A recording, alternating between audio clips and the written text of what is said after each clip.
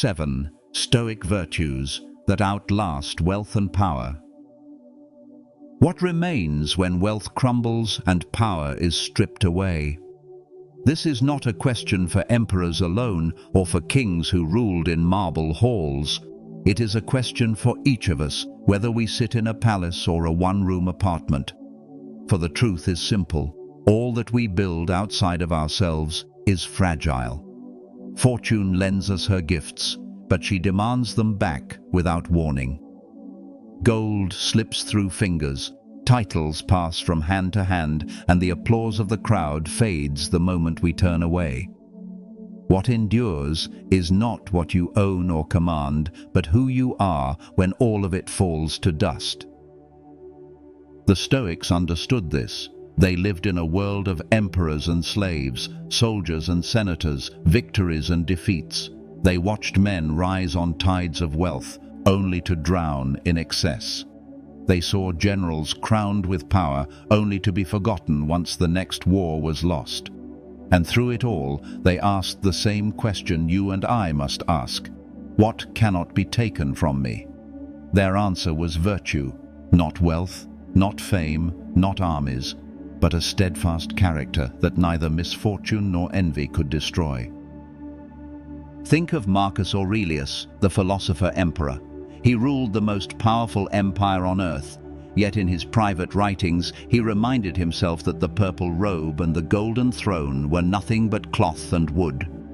He knew that one day another man would wear the robe, sit on the throne, and command the same legions. But his thoughts, his integrity, his devotion to justice, these were his alone. They would live with him in every moment, even as emperorship itself slipped into memory. Wealth and power feel eternal when they are in your grasp. When the bank account is full, when the title is engraved, when the crowd cheers your name, it feels like the mountain cannot be moved. But history tells another story. The richest man of one century is a forgotten name in the next.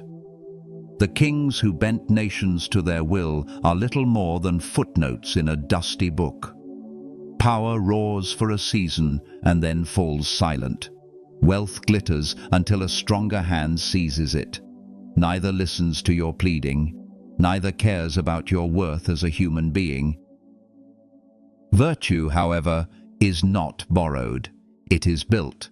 It is forged in the quiet choices of everyday life. Whether you tell the truth when a lie is easier, whether you act with courage when fear tempts you to hide, whether you show gratitude when bitterness calls louder.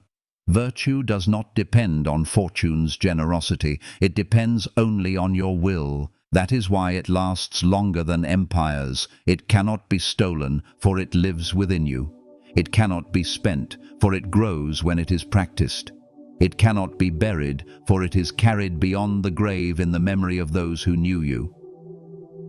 Let me ask you directly, if everything you have were taken tonight, your position, your possessions, your comforts, what would remain?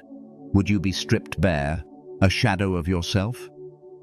Or would you stand with something untouchable inside you, something no hand could rob? The Stoic answer is that you must prepare now. You must cultivate the virtues that outlast the shifting winds of fortune, because sooner or later, fortune always shifts. Seneca warned that prosperity teaches us nothing if we rely upon it. Misfortune is the true test, for in misfortune we discover what belongs to us and what never did. A house belongs to you only until fire or flood carries it away. A crown belongs to you only until the crowd chants another name. But courage, discipline, justice, gratitude, these remain because they do not live outside you. They are not on loan from fortune. They are born in your reason, nurtured in your choices, and sealed in your character.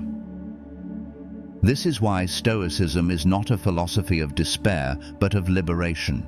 It does not deny wealth or power, but it refuses to kneel before them. It tells you that true freedom is not to own much, but to need little. It tells you that true strength is not to command armies, but to command yourself. It tells you that true legacy is not carved into stone monuments, but into the daily actions of a life lived with virtue. So when we speak of 7 virtues that outlast wealth and power, we are not describing ideals for saints or sages alone. We are speaking of tools for life, tools that you can take into your work, your relationships, your struggles, your quiet moments of reflection.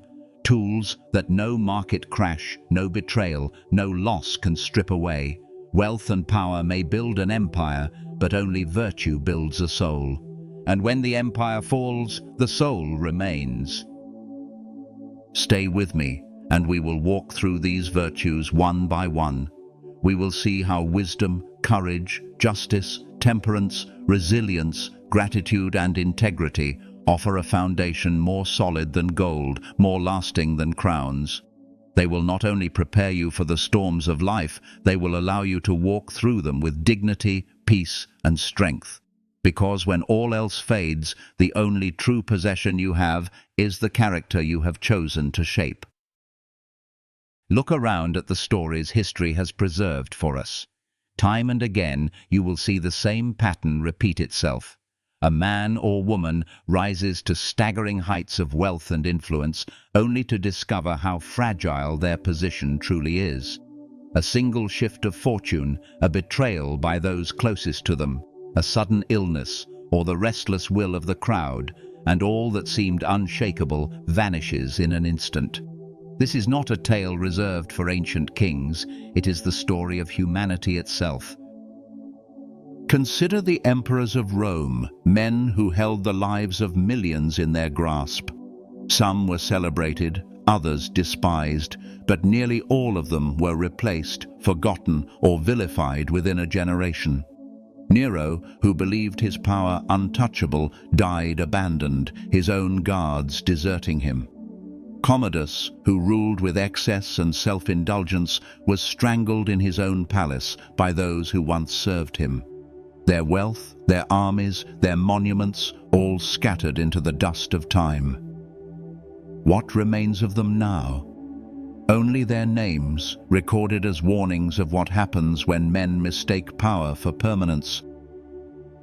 Even in our own age, we see the same lesson. Titans of industry, once hailed as geniuses, fall when the market turns against them. Political leaders who command nations one year may spend the next in exile, their portraits removed from the walls of power. Athletes, celebrities, billionaires, they burn brightly for a season, but sooner or later the light fades. Fortune is fickle. She smiles on one man today, only to withdraw her hand tomorrow without explanation. If you lean only on her gifts, you are leaning on shadows. The Stoics warned us of this again and again. Seneca compared wealth and power to possessions on loan. They are entrusted to you for a time, but they never truly belong to you. And since they do not belong to you, you should not build your peace on them. Imagine a house built on sand. When the tide rises, the foundation washes away. Wealth and power are sand. Virtue is rock. Yet most of us forget this truth because wealth dazzles the eyes and power intoxicates the mind. When fortune places these things in our hands, we begin to believe they are the measure of our worth. We begin to think that because we can buy more, we are more. Because we command others, we must be greater. But fortune plays cruel tricks. The moment you attach your identity to what you own or control, you make yourself a prisoner of things you cannot keep. Epictetus, born a slave, knew this better than anyone. He had nothing of worldly wealth, no title, no property, but he possessed the one thing that outlasts every chain, a free mind. He said, "You may fetter my leg, but not even Zeus himself can overpower my will." Here lies the contrast. Emperors with crowns trembled when fortune turned, but a slave without possessions carried within him an untouchable kingdom. We must learn to see wealth and power not as evils in themselves, but as unstable allies. They can be used well when they come, but they cannot be trusted to stay. They may offer comfort, but never peace. They may provide opportunity, but never virtue. This is why Marcus Aurelius constantly reminded himself that fame and fortune are empty noise. If they are not guided by inner strength, they collapse under their own weight. Ask yourself, how many times have you seen someone pursue power only to destroy themselves in the process? How many people chase wealth until they no longer even enjoy what they have? These stories are not distant tragedies, they are mirrors.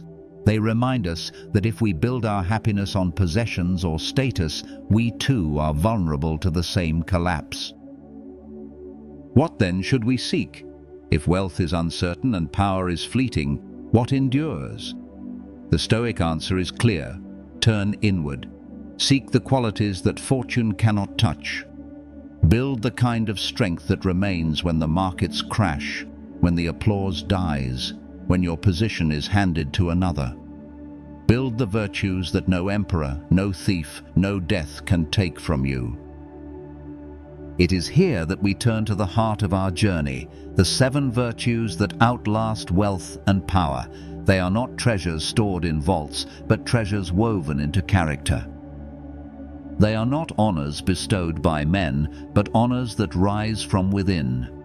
They are wisdom, courage, justice, temperance, resilience, gratitude, and integrity. Each one is a fortress that cannot be conquered, a possession that cannot be stolen, a legacy that cannot be erased. As we move forward, we will look closely at each virtue, not as abstract ideals, but as living practices. You will see how they transform life in ways wealth and power never can. And you will understand why the Stoics believed that the only true fortune lies in the cultivation of the soul. Wisdom, the first and greatest of the Stoic virtues, is not a library of knowledge or a collection of clever sayings. It is the ability to see the world as it truly is, without the distortions of fear, desire, or pride. To live with wisdom is to walk with clarity through a world of illusions. Wealth and power may glitter, but wisdom teaches us to see beyond the shine.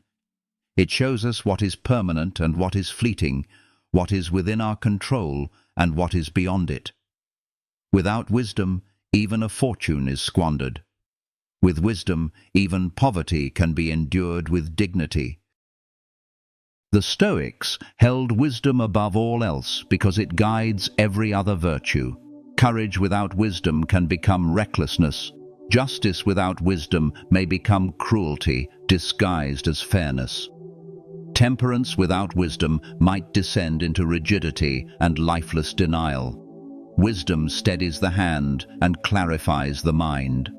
It is the lens through which we judge right from wrong, useful from harmful, eternal from temporary.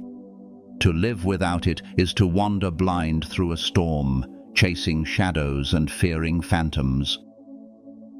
Marcus Aurelius, though clothed in the power of an emperor, constantly reminded himself that wisdom was the only compass worth following. He wrote in his private reflections, "You have power over your mind, not outside events.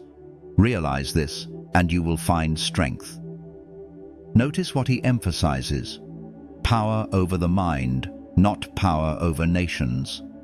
The clarity of wisdom mattered more to him than the might of Rome's armies.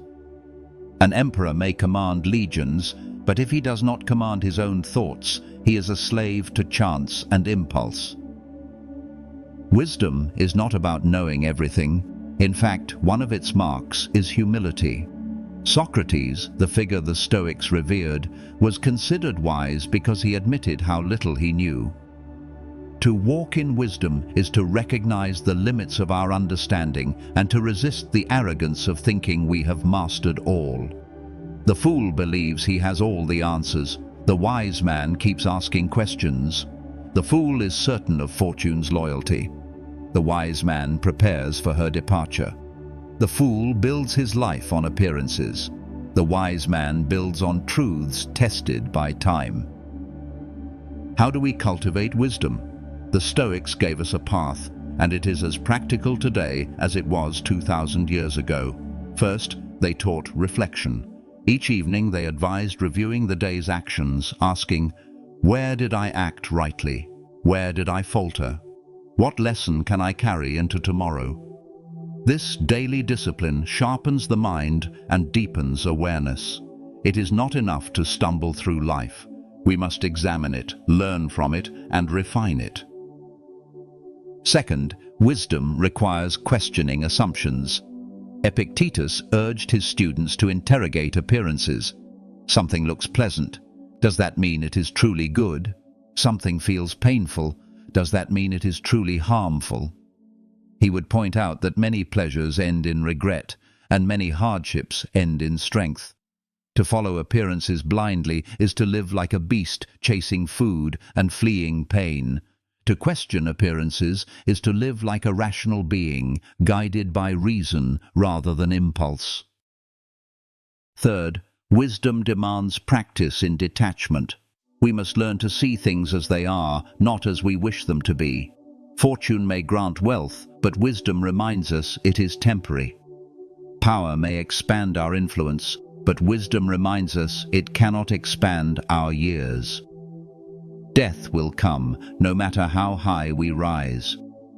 By keeping this reality before us, wisdom strips away the illusions that make us grasp and panic. It replaces them with calm acceptance. This is not despair, but freedom, the freedom that comes from living in truth. Let us take an example. Imagine a man who gains sudden wealth. Without wisdom, he may spend lavishly, feed every appetite, and surround himself with flatterers. In time, the wealth vanishes, the flatterers depart, and he is left hollow.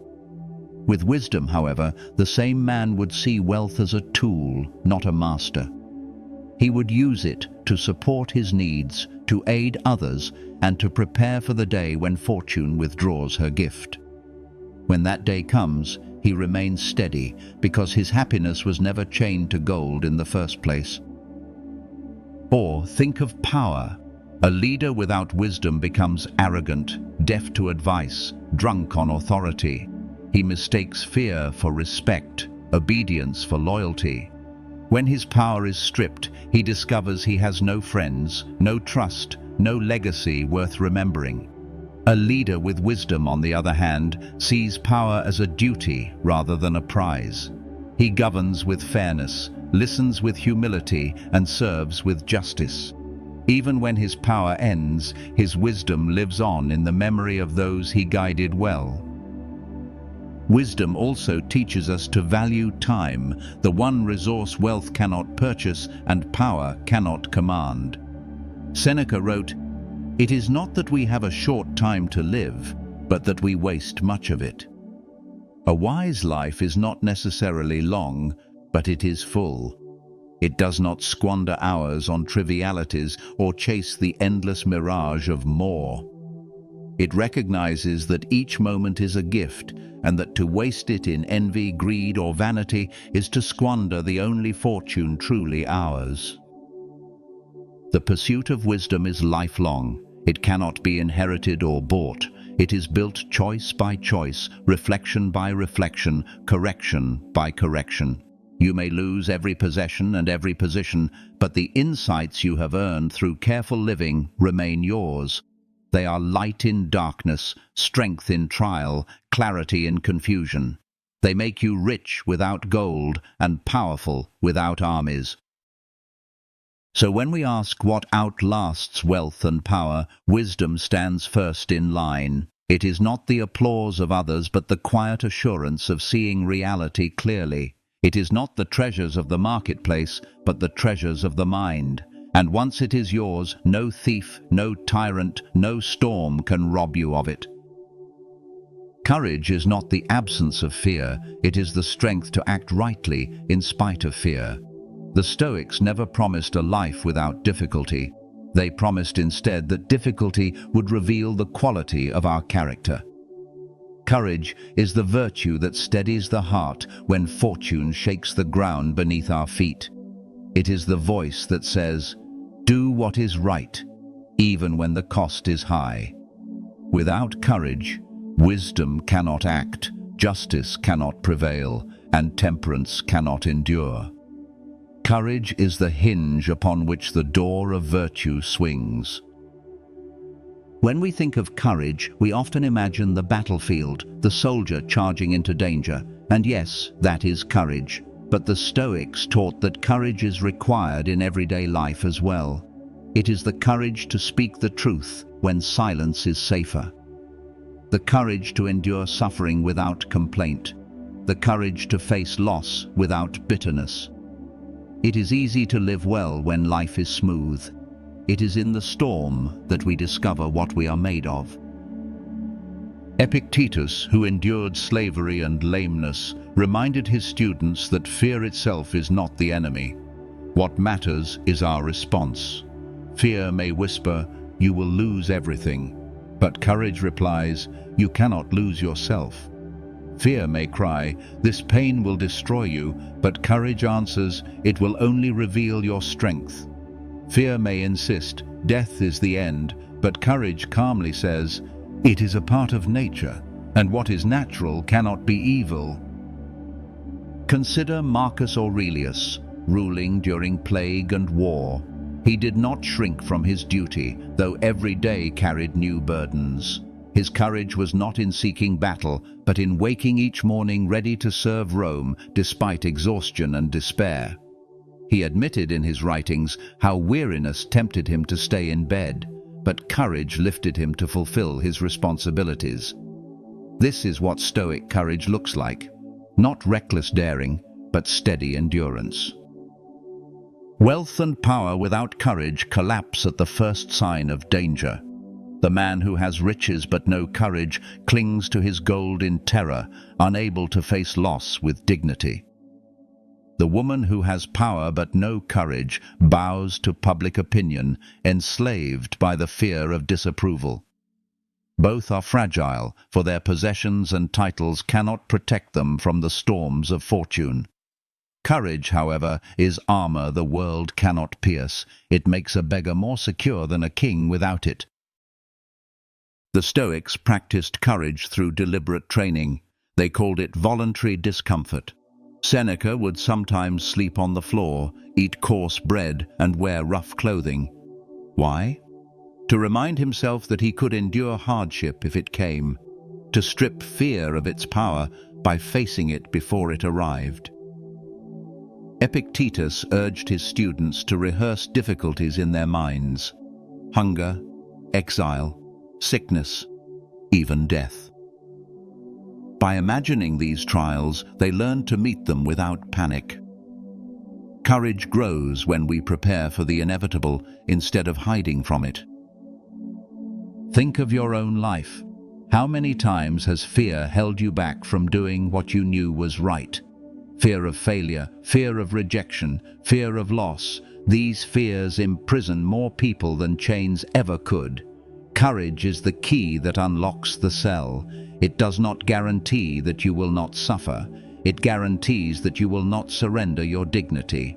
A Stoic does not pray for a life without trials. A Stoic prepares for trials and prays for the strength to meet them with honor. Courage is also the foundation of freedom. For what does fear do but enslave? The man afraid of losing wealth is a servant of fortune. The woman afraid of losing reputation is a captive of the crowd. But the one who has trained courage is free, because nothing can force them to betray their principles. They may be poor, mocked, even punished, yet they remain unbroken. For them, true safety lies not in avoiding danger, but in living honorably despite it. Let us not mistake courage for arrogance or recklessness. To throw oneself into risk without reason is not courage but folly. True courage is guided by wisdom. It does not seek danger for its own sake, but it does not run from danger when duty calls. It is calm in the face of fire, measured in the face of conflict, steadfast in the face of death. It is not loud but firm, not boastful but unshakable. The value of courage becomes clear when we remember that death awaits us all. No amount of money can bribe it. No amount of power can command it to wait. To live in fear of death is to live half a life, always looking over the shoulder. But courage dissolves that fear. It says, "If death comes today, let me meet it as a human being should, without shame, without begging, without regret." With that kind of courage, every day becomes freer, every choice lighter, every burden easier to bear. So we see why courage outlasts wealth and power. Riches may buy comforts, but they cannot buy bravery. Authority may grant titles, but it cannot grant a steady heart. These things can only be forged through trial and choice, through training and endurance, and once forged, courage makes its possessor invincible, not to pain or loss, but to despair.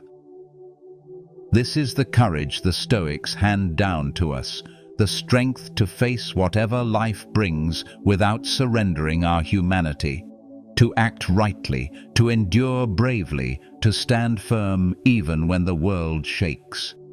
It is the courage that transforms suffering into strength, loss into freedom, and death into acceptance. And it is a courage that no wealth can purchase, no power can counterfeit, no misfortune can erase.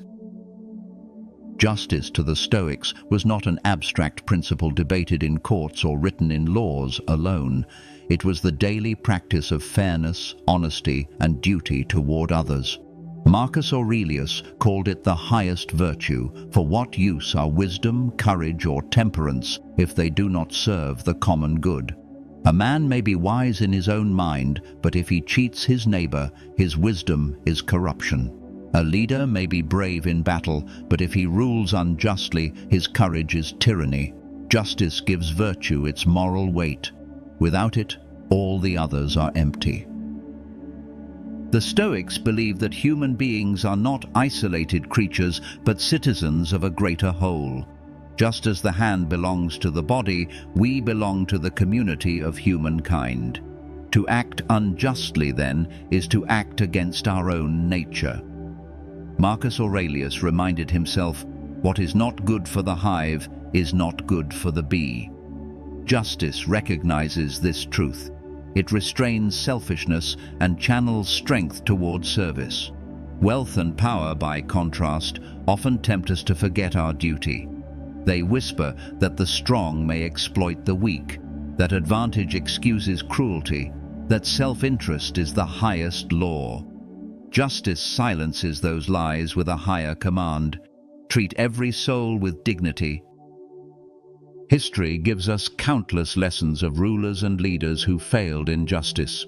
They rose on waves of conquest or cunning, but they built their thrones on the suffering of others. For a time, their power seemed absolute. Yet when injustice becomes the foundation of power, collapse is inevitable. Tyrants may silence voices, but they cannot silence time. Injustice erodes the very structures it feeds upon, leaving ruin behind. Their names live on, not as models, but as warnings. But there are also those remembered for justice above all else, leaders who governed not for their own gain, but for the welfare of those they served. Their reigns may not have been filled with grandeur or excess, but they are remembered with respect. Marcus Aurelius himself, despite his flaws, strove to embody justice. He constantly reminded himself not to be corrupted by authority, not to treat others as lesser beings, simply because he was emperor. His writings are filled with self-corrections, urging fairness, urging kindness, urging patience. This was not weakness.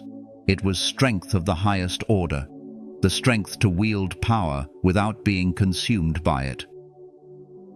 Justice is not only the concern of emperors, it belongs to each of us.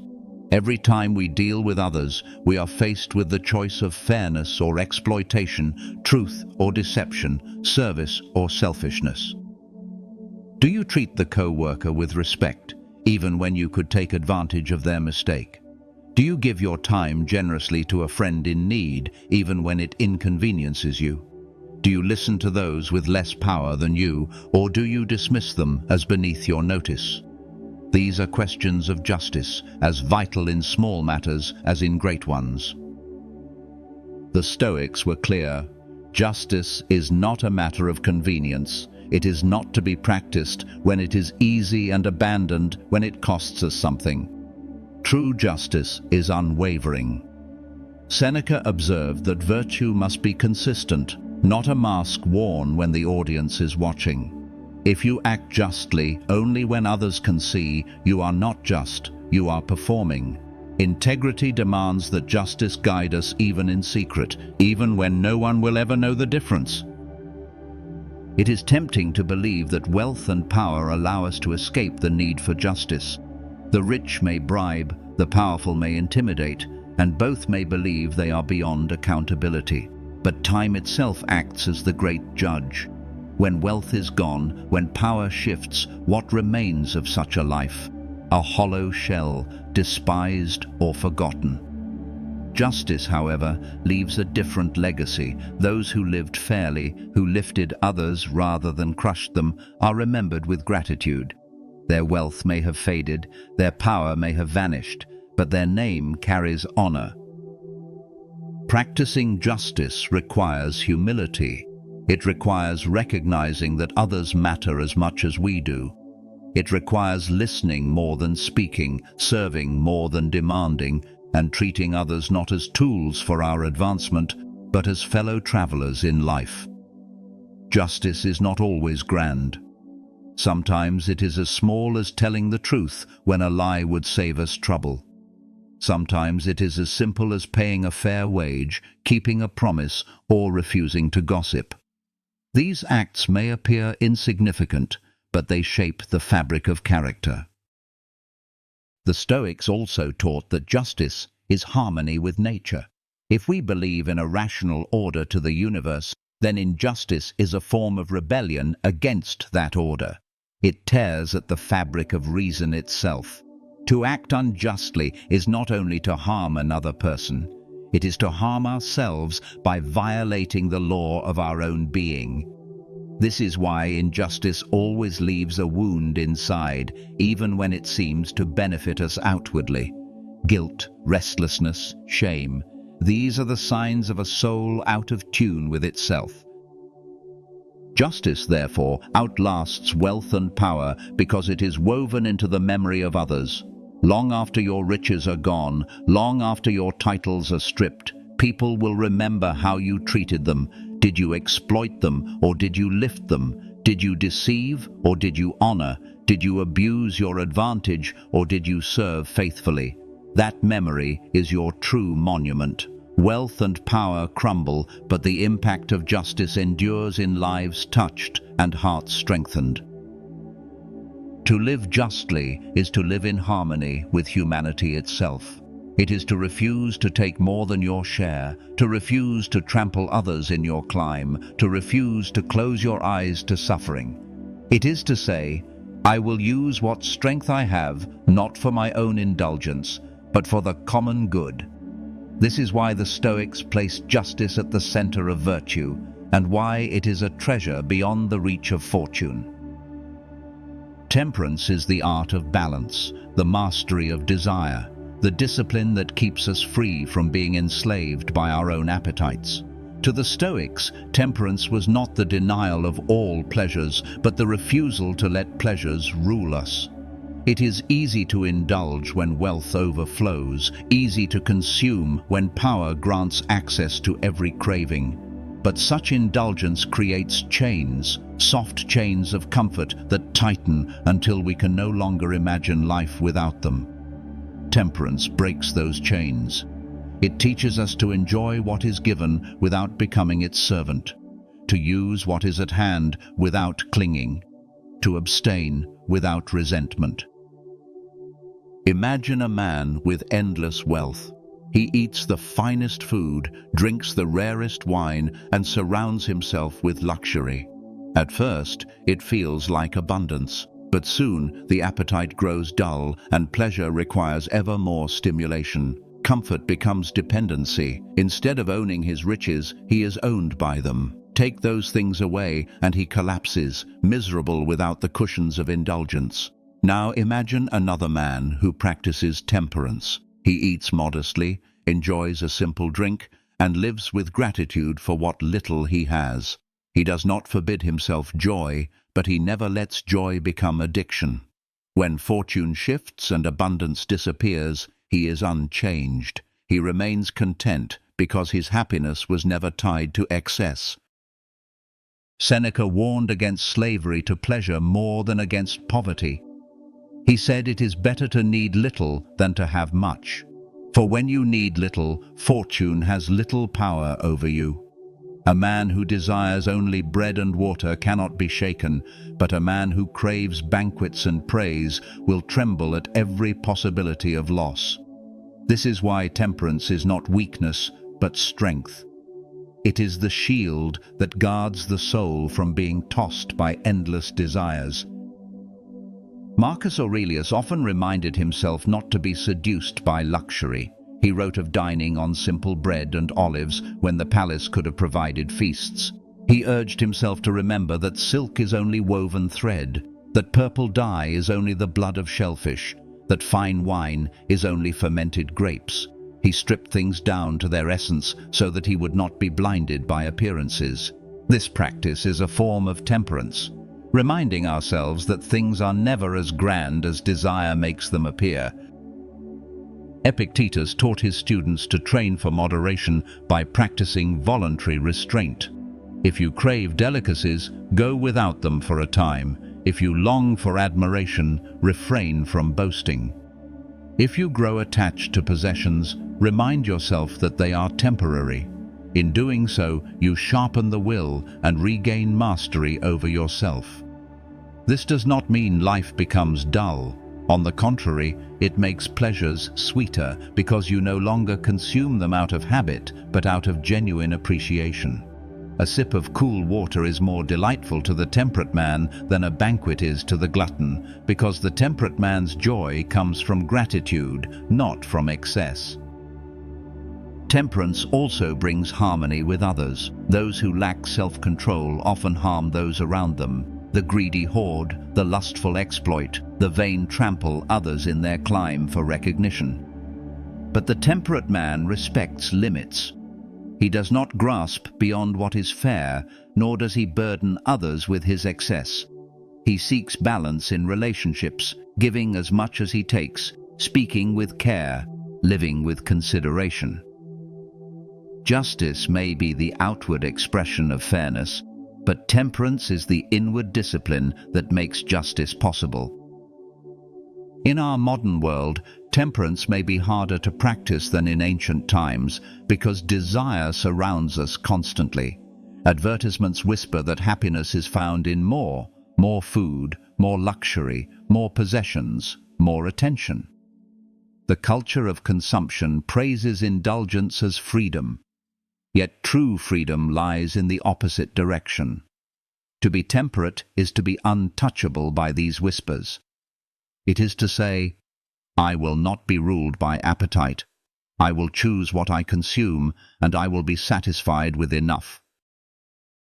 Practical exercises of temperance are simple but profound. Fast for a day and see how little you truly need. Put away distractions and sit in silence and see that peace does not require noise. Step back from vanity and allow yourself to go unnoticed and see that your worth does not depend on applause. In each act of restraint, you grow stronger, freer, more yourself. Wealth and power without temperance destroy their possessor. The wealthy man without temperance becomes greedy, never satisfied.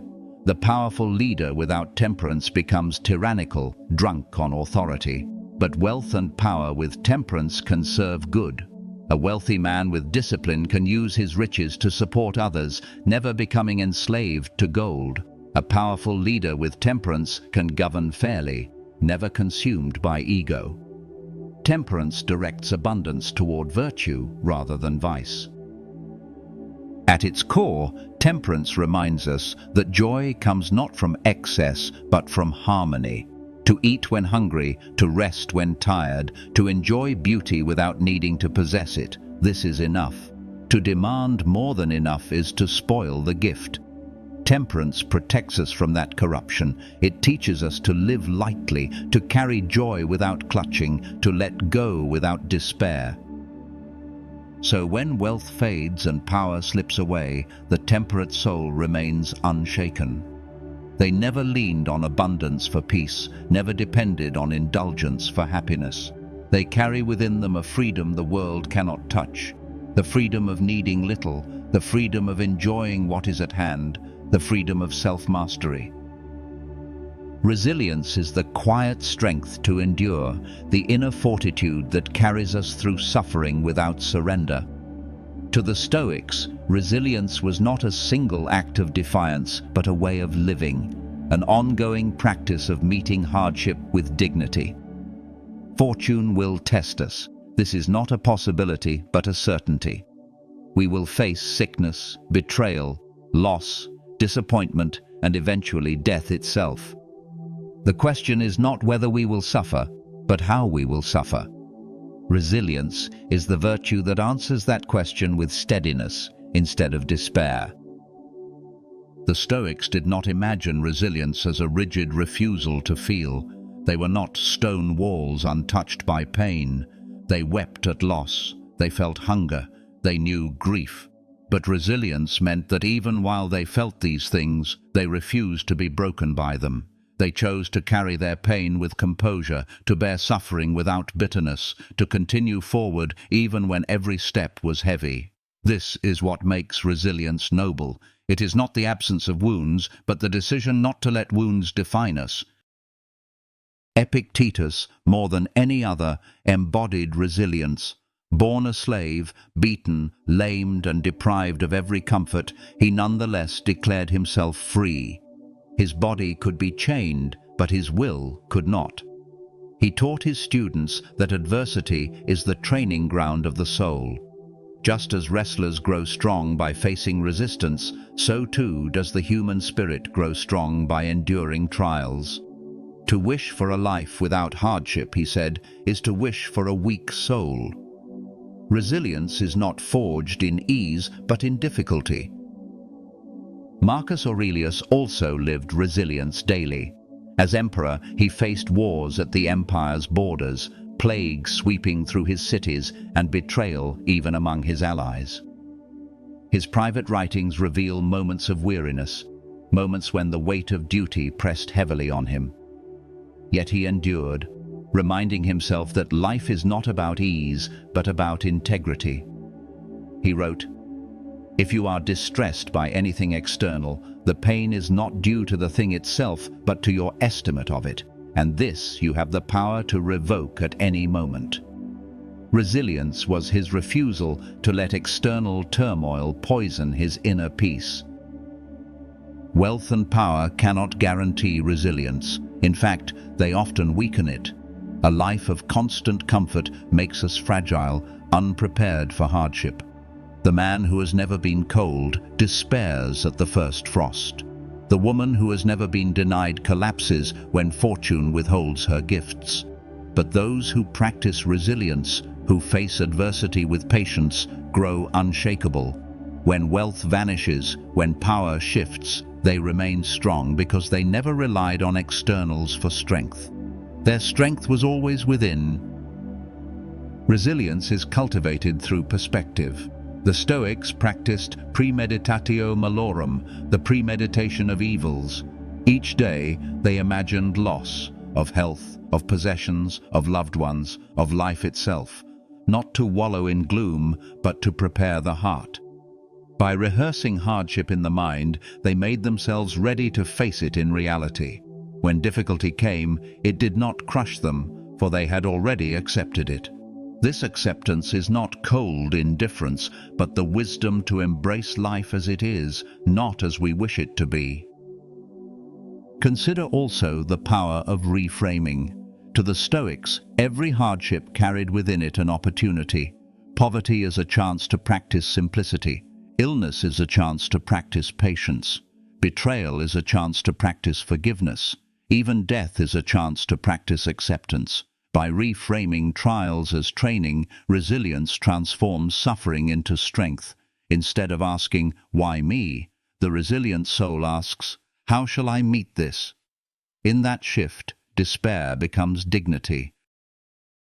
In our modern world, resilience is as necessary as ever. Challenges come not only in grand catastrophes, but in the small struggles of daily life. Stress at work, conflict in relationships, uncertainty about the future. Each is an invitation to strengthen our endurance. Each time we face difficulty without complaint, each time we respond with calm instead of panic, we add another stone to the fortress of resilience within us. Over time, this fortress becomes unassailable. Resilience also inspires others. When people see someone who has endured loss with grace, who has faced illness with courage, who has borne injustice without surrendering to hatred, they are strengthened themselves. The Stoic life is not only about personal peace, it is also about being a living example for others. Resilience radiates strength outward, encouraging others to find their own. It is worth remembering that resilience is not passive endurance. It is not simply waiting for pain to pass. It is active engagement with reality. It is saying, "This hardship is mine, and I will carry it well. I cannot control what comes, but I can control how I respond. I will not curse the storm. I will walk through it with steady steps." That is resilience, not denial, but acceptance joined with strength. This virtue outlasts wealth and power because adversity spares no one. Fortune does not ask how rich you are before striking. It does not check your titles before it takes what you love. Wealth may cushion the blow, power may delay the inevitable, but neither can stop it. Only resilience allows you to endure without breaking. It ensures that even when everything else is stripped away, you remain whole. To live with resilience is to live unafraid of loss, unafraid of hardship, unafraid even of death. It is to say, "Whatever comes, I will face it with dignity." And when you can say that, you are freer than any king, stronger than any empire, wealthier than any fortune. Gratitude is the quiet joy of recognizing the gifts already present, the practice of seeing abundance where others see lack. To the Stoics, gratitude was not a shallow optimism that ignores pain, but a clear-eyed acknowledgement that life, even in its hardships, offers more than enough for the wise. Wealth and power may expand our possessions, but they rarely expand our contentment.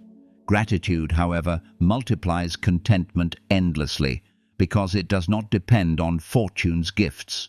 It depends only on perception.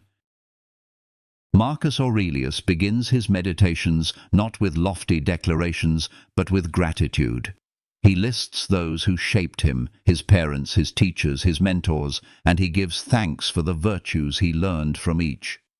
Before speaking of philosophy, before reflecting on duty, he grounds himself in appreciation. This is no small detail.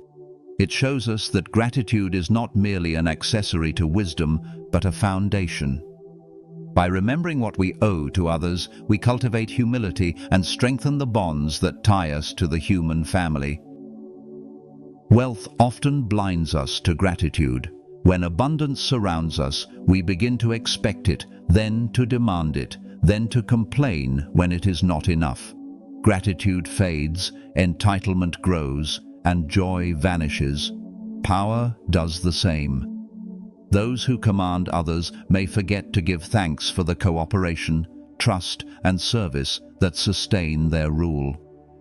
They imagine themselves self-sufficient, forgetting that every position is supported by countless unseen hands.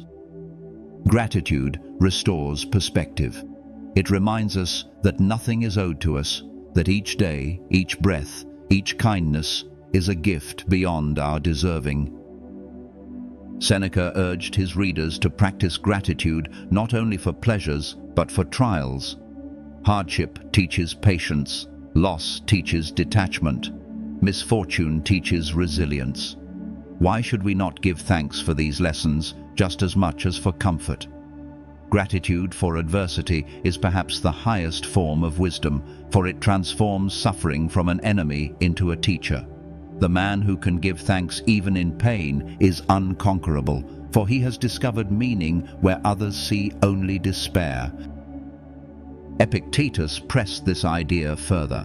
He taught that everything we experience can be received with gratitude, because everything serves the greater purpose of shaping our character. If you lose your wealth, be grateful that you are freed from dependence. If you are insulted, be grateful for the chance to practice patience. If you are ill, be grateful for the opportunity to strengthen the will. Gratitude, then, is not limited to favorable events. It is a way of interpreting all events. It is the decision to see life not as a series of accidents, but as a series of gifts. In daily life, gratitude transforms even the smallest moments. A sip of water becomes refreshing beyond measure when you stop to appreciate it. A conversation with a friend becomes precious when you remember it could be your last. A sunrise, unnoticed by most, becomes a painting more valuable than gold when you pause to see it. Gratitude slows us down, lifts our eyes, and awakens us to the richness already present. Where greed cries, "Not enough," gratitude whispers, "More than enough." Modern life often drowns gratitude beneath noise. We scroll through endless images of what others have, and our own blessings feel pale in comparison. But the Stoic knows this is an illusion. Happiness is not in possessing what others possess, but in valuing what is already ours. Gratitude shifts the focus from envy to contentment, from craving to peace. The one who practices gratitude is never poor, for they always see wealth in what they have. Practicing gratitude requires intention. It can be as simple as pausing each morning to name 3 things you are thankful for. It can be as reflective as journaling each evening, recalling what the day has given. It can be as quiet as noticing the warmth of the sun on your face, the breath filling your lungs, the presence of someone who cares for you. These practices seem small, but they rewire the heart. Over time, gratitude becomes second nature. Gratitude also nurtures justice and kindness. When you are thankful for what you have, you are less likely to exploit others to gain more. When you remember the gifts you have received from others, you are moved to give in return. Gratitude is the soil from which generosity grows. The ungrateful man clutches and hoards, afraid of losing. The grateful man shares freely, knowing he has already been given much. Wealth and power cannot guarantee gratitude. In fact, they often smother it. But when gratitude is practiced, even the poorest life glows with richness. The man who sleeps under the stars may be more joyful than the king in his palace, because the man under the stars gives thanks for the sky, while the king complains that his chamber is not grand enough. Gratitude is not about how much we have, but about how much we notice. When fortune withdraws her gifts, gratitude remains. You may lose possessions, but you can still give thanks for memory, for love, for breath. You may lose status, but you can still give thanks for the chance to live in accordance with virtue. Gratitude is a fortress against despair because it always finds light, even in the darkest hour. It teaches us that life itself, brief and fragile as it is reason enough for thanks. This is why gratitude outlasts wealth and power. Riches may vanish, crowns may fall, but the thankful soul remains rich beyond measure. Gratitude transforms what little we have into abundance and what trials we face into teachers. It is not only a virtue, but a perspective, a way of living fully present, fully aware, fully alive. Integrity is the alignment of one's life with truth, the refusal to wear masks or to speak words that betray one's principles. To the Stoics, integrity was not a luxury, but a necessity. for without it, every other virtue collapses. Wisdom without integrity becomes manipulation. Courage without integrity becomes violence. Justice without integrity becomes hypocrisy. Temperance without integrity becomes mere image. Resilience and gratitude lose their meaning if they are only performed for the eyes of others. Integrity holds all the virtues together by demanding that what we believe and what we do remain one. Wealth and power often tempt us away from integrity. Riches can be gained more quickly through dishonesty than through fairness. Influence can be preserved more easily by flattering lies than by difficult truths. But each compromise corrodes the soul. The Stoics warned that the worst harm is not done to others but to oneself when integrity is lost. A man who cheats another may gain silver, but he loses himself. A woman who deceives for influence may rise in rank, but she descends in character. The true poverty is not the lack of money, but the lack of integrity. Marcus Aurelius, though surrounded by flattery, reminded himself daily to resist it. He urged himself to speak plainly, to act with sincerity, to avoid the corruption of double-dealing. He knew that empires rise and fall, but the worth of a human being rests in whether they lived honestly. Epictetus pressed the point even further. First say to yourself what you would be, and then do what you have to do.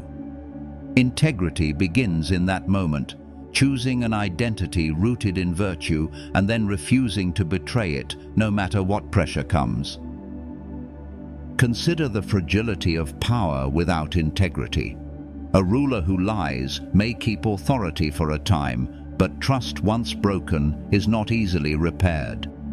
A businessman who builds on deception may prosper outwardly, but inwardly he becomes restless, always fearing discovery, always enslaved to his own falsehoods.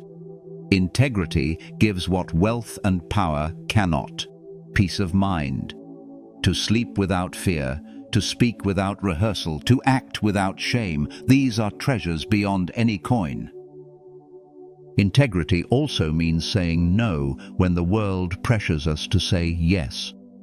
It is the strength to refuse a dishonest gain, to resist the temptation of expedience, to remain unmoved by bribes of comfort or threats of loss. The Stoic lives according to nature, and nature does not deceive. A tree grows straight, not crooked. The sun shines without pretense. To live with integrity is to mirror that constancy. It is to choose truth even when falsehood is rewarded, to stand firm even when compromise is applauded. Integrity, like all virtues, is practiced in small moments. It is in keeping a promise when it costs you something. It is in admitting a mistake instead of covering it. It is in speaking truthfully even when silence would protect your reputation. It is in living one life, not a public self and a private self, but a single self that is the same in every room. These small acts, repeated, form an unbreakable character. Seneca warned against living for appearance rather than reality. He said many seem to live well, but only because they hide their vices beneath a polished surface. Integrity refuses this performance. It insists on reality, even if it exposes flaws. For the Stoic, it is better to be genuinely imperfect than to appear perfect through falsehood. For at least the one who admits imperfection can grow, but the one who hides behind masks remains forever trapped. Integrity is also what binds us to others in trust. A community without integrity collapses because no one can rely on anyone's word.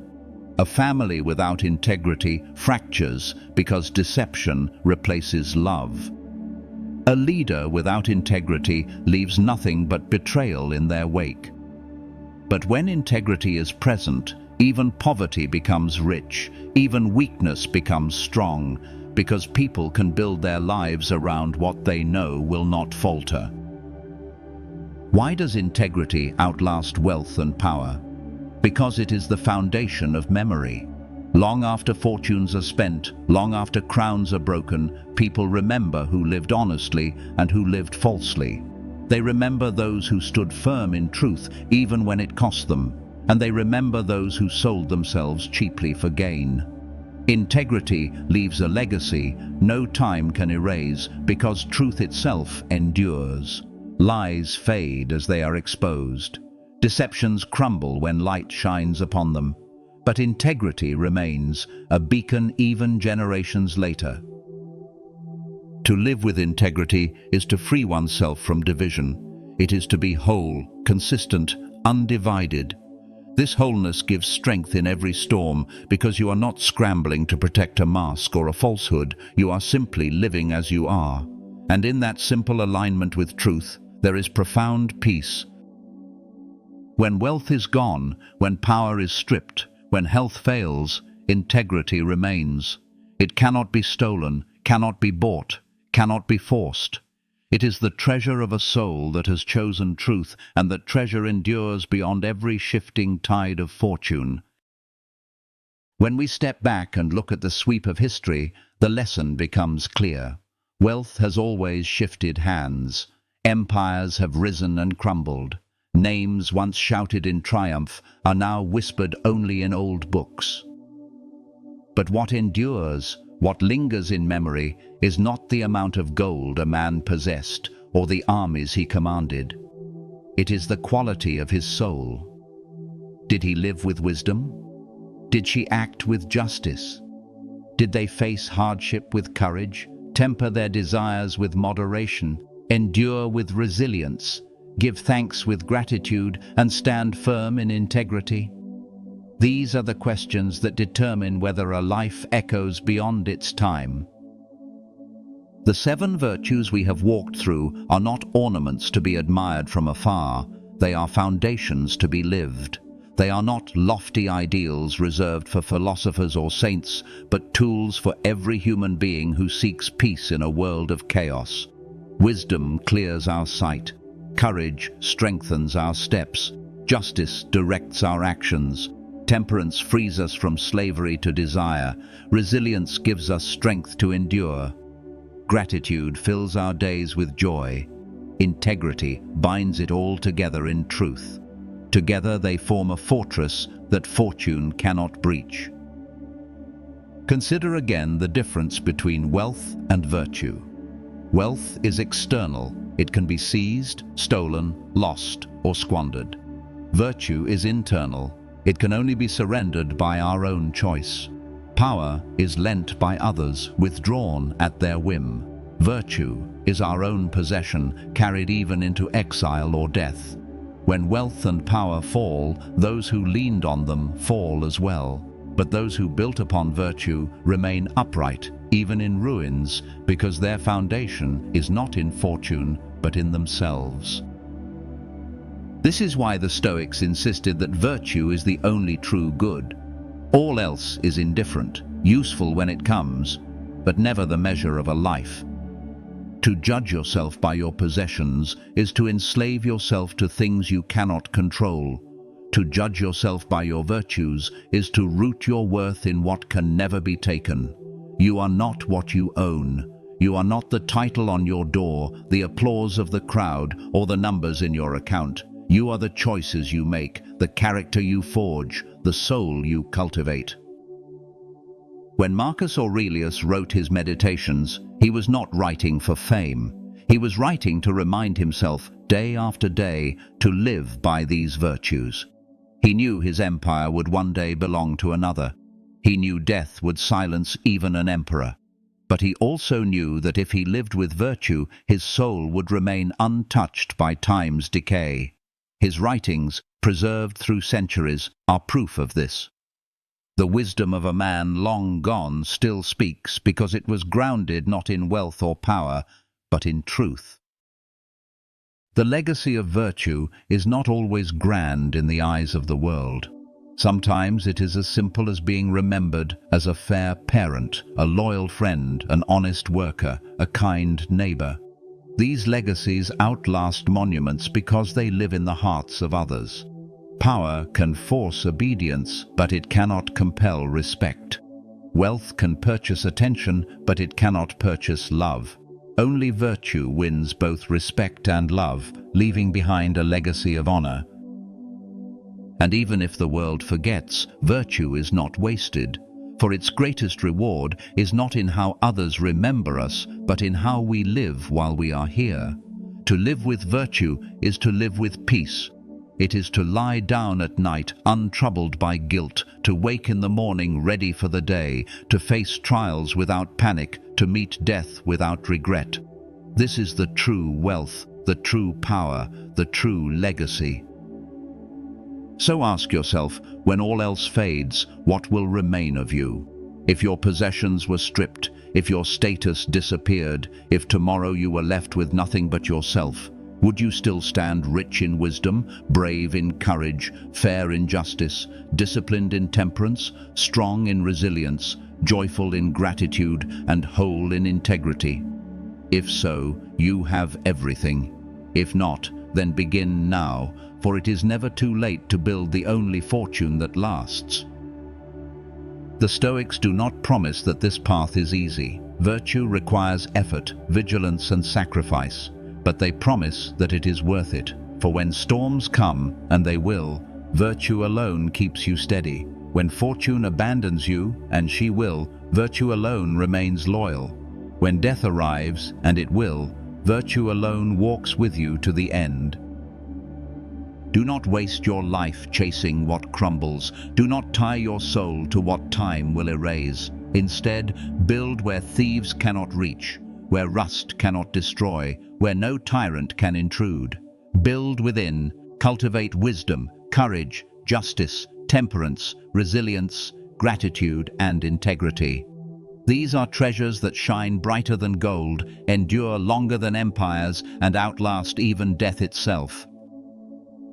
This is the legacy of virtue, a life lived in truth, a soul unbroken by fortune, a peace unshaken by time. Wealth and power may fade like morning mist, but virtue endures like the sun. And in choosing virtue, you choose a life that no loss can undo and no death can silence.